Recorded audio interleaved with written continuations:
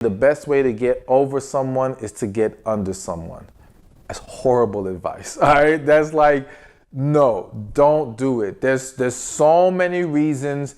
I have a video on rebound relationships that really breaks it down. But quickly, it's like, you're not going to really solve any problems doing that. All right. You're trying to manage and cope, but you're not truly healing. And you also risk bringing a third party into the mix that is an innocent bystander that can now end up getting hurt and caught up by this situation. Now, some of you might be thinking, well, yeah, but if it's casual and they know it's casual and I'm being casual, I get it, but let's be real. A lot of casual situations have turned, what were supposed to be casual situations have turned very messy for various reasons, all right? So again, it just has a higher likelihood of either allowing the damage to linger or creating new drama and nonsense.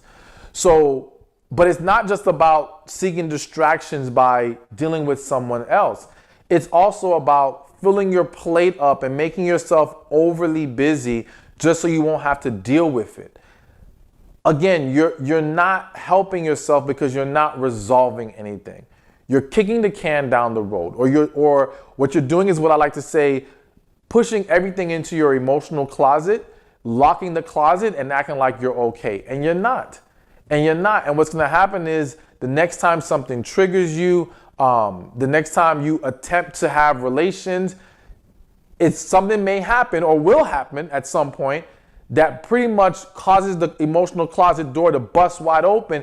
And now everything that's in it also comes out. And now you're a huge mess. And people are trying to continue the cycle of, well, let me just push everything right back into the closet and keep on moving. No, now that becomes very unhealthy. That manifests into a lot of emotional stress. Emotional stress manifests into a lot of physical ailments and disease. Again, it's just a huge bag of problems when you don't face the issue.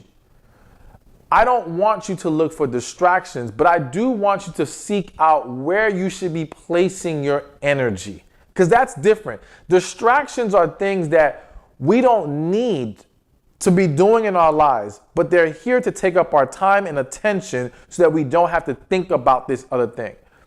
But focusing your energy on the things that matter is productive.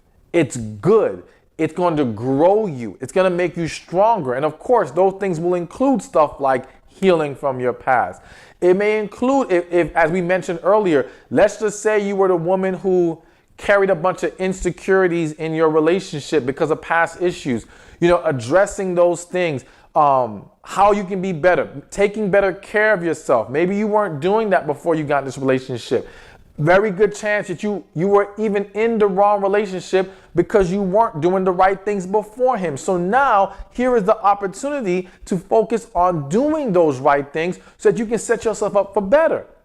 And please, what's also hitting me right now, I remember one time I had a client and she was on her third marriage, all right? And she was going to go through a divorce. And she was like, I'm done with relationships. I'm not doing this no more. It's over. And I was like, listen, you're a relationship person.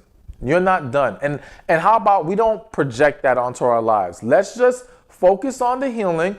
Let's focus on getting through this process, getting through this divorce, and let kind of nature take its course. Let God work. Don't put your hands on or don't try to force it to go any certain kind of way.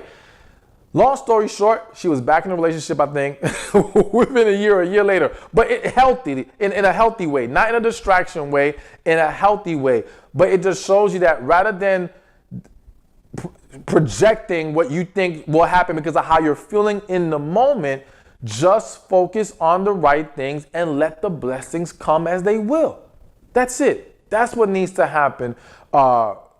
Rather than you looking to find nonsense to fill your plate up with. Hey, thank you for watching this video. Be sure to check this one out right here, and I'll see you there. Relationships are the key to a successful life. But there's 5 areas that we have to be mindful of when it comes to relationships. There's relationship with God, relationship with ourselves, relationship with family and friends,